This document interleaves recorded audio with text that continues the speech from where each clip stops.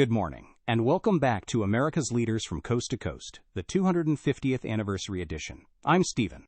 And I'm Leah. Well, Leah, today we are not traveling very far. We are staying right here in the nation's capital, Washington, D.C., the district, and we are profiling a woman whose legacy is permanently etched into the history of this city and the history of the entire American civil rights movement.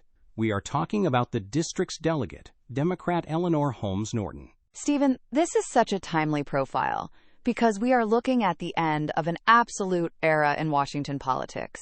Just last month, in late January 2026, Eleanor Holmes Norton officially announced her retirement.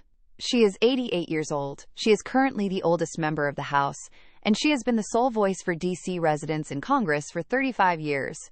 When her term ends in January 2027, it will close the book on one of the most fascinating political careers of the last century. It really will. And to understand her impact, you have to look at what she did before she ever ran for Congress. Eleanor Holmes Norton is a living legend of the 1960s civil rights movement. She went to Antioch College and then Yale Law School. She was organizing for the Student Nonviolent Coordinating Committee, SNCC. She worked directly with Bayard Rustin, the legendary civil rights organizer. In fact, she just introduced a bill this month to get him a commemorative postal stamp. And in 1977, President Jimmy Carter appointed her as the very first woman to chair the Equal Employment Opportunity Commission. She essentially helped write the modern rulebook for anti-discrimination in the American workplace. So when she was elected to Congress in 1990, she brought this massive legal and activist pedigree with her. But she stepped into one of the most frustrating jobs in American politics, non-voting delegate. Because Washington, D.C. is not a state, the Constitution does not allow its representative to cast a final vote on the House floor. She can't vote yes or no on the final passage of a law.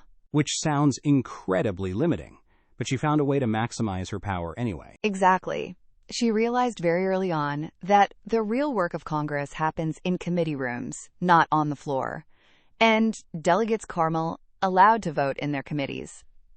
So she entrenched herself in the Transportation and Infrastructure Committee. She currently serves as the ranking member of the Highways and Transit Subcommittee. Through that role, she has directed billions of dollars toward D.C.'s metro system, bridges, and local development. She also authored the D.C. Tuition Assistance Grant Program, which is a massive deal. It allows high school graduates from D.C. to attend any public university in the United States and pay in-state tuition. She basically created a national university system for D.C. kids. But her defining crusade, the issue that her entire congressional career will be remembered for, is D.C. statehood. She introduces H.R. 51, the Washington, D.C. Admission Act, in every single Congress.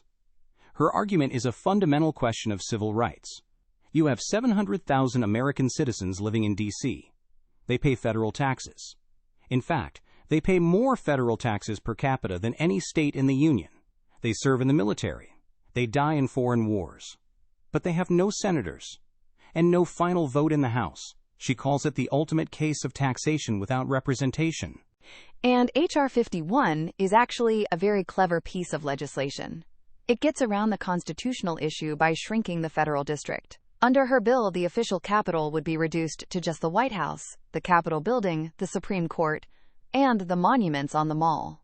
Everything else, all the residential neighborhoods, the restaurants, the local businesses, would become the 51st state called Washington Douglas Commonwealth, named after Frederick Douglass. And this brings us to her final term in the 119th Congress. It is a very tense time for the district. With the new Trump administration in the White House, there has been a very aggressive push to pull back DC's home rule. We have seen the deployment of federal immigration officers and National Guard troops into the city. Congress has been actively trying to repeal local D.C. laws, like the recent disapproval resolution aimed at the city's child tax credit. Norton has spent the last year fighting tooth and nail to protect the city's autonomy against federal intervention. She has always been incredibly protective of local control. Her supporters call her the warrior on the hill.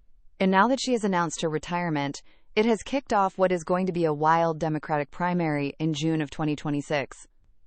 Because whoever wins that primary is essentially guaranteed to be the next delegate for D.C. taking over a seat that hasn't been open since 1990. It is the end of an era. The civil rights icon who became the voice of the Capitol. The relentless champion for the 51st state. That is Delegate Eleanor Holmes Norton. That is our profile for the District of Columbia. Stay tuned for our next profile. Please note, AI assists in the creation of this podcast from pointedwords.com, and remember, better pointed words than pointed swords.